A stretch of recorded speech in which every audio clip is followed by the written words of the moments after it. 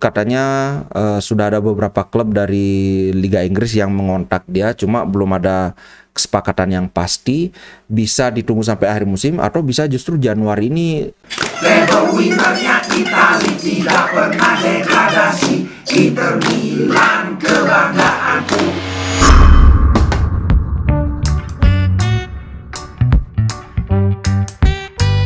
Halo Sobat Ngomin, apa kabar? Kita bertemu lagi di Ngomongin Inter. Nah, kali ini aku mau bawa konten soal beberapa transfer Serie A dan terutama menu utamanya ya tentang Inter Milan kan. Nah, yang pertama langsung saja Chelsea dan Roma. Ini tampaknya Roma walaupun uangnya pas-pasan tapi Mourinho lumayan ngotot membujuk petinggi-petinggi Roma buat ngambil pemain baru. Yang kabarnya sekarang ini ternyata Ziyech.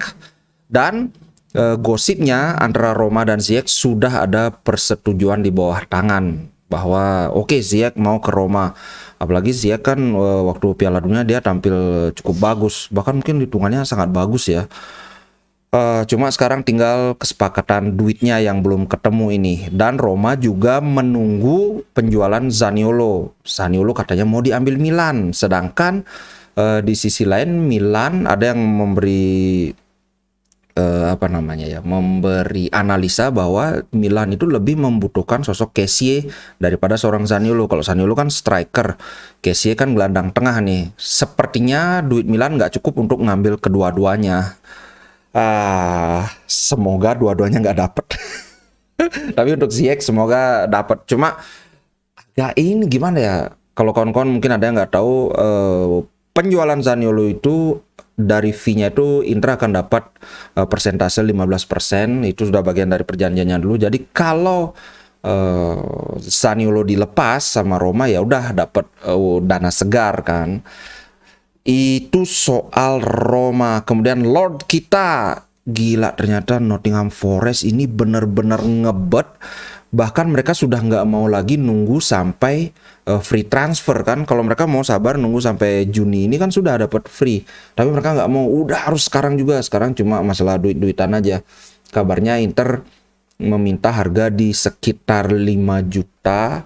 Tapi nggak tahu Nottingham mau apa nggak ngambil 5 juta. Pemain sekelas Lord 5 juta itu kan murah banget, Pak. Next, Bellanova ini berita sedikit saja. Ternyata dari Fabio Ravezzani, Bellanova ini sebenarnya bukan murni keinginan Inzaghi, tapi lebih dari manajemen, karena manajemen mengharap dengan ngambil Bellanova ini akan memudahkan Inter untuk ngambil Bremer juga karena agennya sama. Toto ditikung sama Juventus, makanya kemudian belakangan ini kan muncul kabar bahwa kemungkinan Inter tidak akan mempermanenkan Bellanova karena Bellanova ini adalah loan with option to buy, jadi minjam dengan opsi untuk membeli, bukan kewajiban untuk membeli. Kalau so far yang hampir pasti dipermanenkan ya Aslani. Nah, cuma kalau Bellanova ini walaupun kemarin tampil jelek, tapi menurut Inzaghi dia puas dengan apa yang ditunjukkan Bellanova di latihan.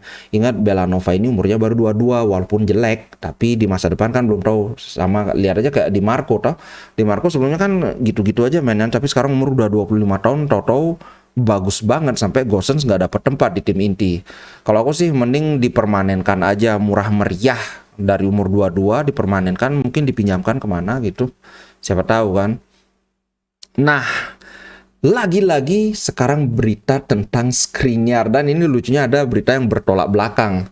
Yang pertama dari FC Internews mengutip dari Sky Sport Italia, Inter Milan akan mencari pengganti Skriniar di bulan Juni karena ini agak kecil kemungkinannya Skriniar akan dilepas di bulan Januari ini. Nah, kemudian setengah jam kemudian muncul berita dari Tuttosport. Katanya PSG akan menawarkan 15 juta untuk Skriniar diambil sekarang juga. Kalau perkiraanku sih kemungkinan ini nggak akan dilepas Januari. Karena apa? Rumornya PSG itu kan nawarin cuma 10 juta sampai 15 juta. Anggaplah kita positif aja 15 juta. Sekarang sudah tanggal 26, 4 hari lagi bursa sudah ditutup.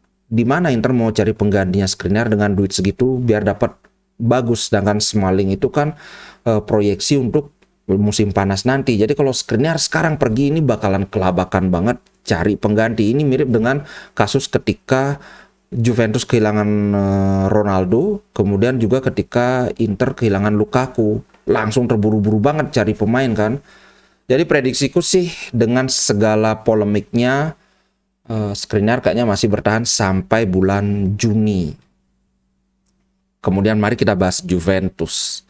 Ternyata Juventus ini belum seperti perkiraanku sebelumnya, ini belum kelar. Yang pengurangan 15 poin itu baru dari plus Valencia aja. Sekarang ini lagi ancamannya yang sudah kita bahas, yaitu dari kesepakatan pemotongan gaji yang ternyata palsu itu. Mungkin kawan-kawan ada yang belum nonton. Jadi intinya adalah Juventus mengumumkan bahwa beberapa pemain mereka setuju, atau beberapa atau semua ya, aku lupa. Pokoknya beberapa pemain mereka setuju untuk potong gaji 4 bulan waktu masalah COVID itu. Ternyata yang terjadi itu adalah gaji mereka itu cuma dipotong 1 bulan, dan di balik layar mereka bikin perjanjian rahasia dengan pemain bahwa gaji yang lagi 3 bulan ini akan dibayarkan pada musim depannya. Nah, sekarang muncul lagi Dybala yang mengiyakan. Dybala sekarang sudah di Roma. Kan seperti yang aku bilang, yang gini-gini susah dibuktikannya kecuali ada satu pihak yang merasa tidak puas. Nah, sekarang satu persatu muncul. Sebelumnya Chiellini juga sudah ngomong, kemudian sekarang Dybala, terus katanya Ronaldo juga terkait. Ini ancamannya bisa jadi mereka akan kehilangan sampai 15 poin lagi. Sekarang aja mereka sudah terkeok-keok ini. Sehingga kita akan sampai pada Juventus Mart. Pemain-pemain Juventus itu bakalan dilego. Jadi beberapa pemain Juventus yang hampir pasti pergi adalah pertama Paredes. Paredes ini kan cuma minjem. Itu pun tidak ada perjanjian lanjutan. Apakah ini akan dibeli, belum ada. Apalagi sekarang Juventus kena masalah kayak gini.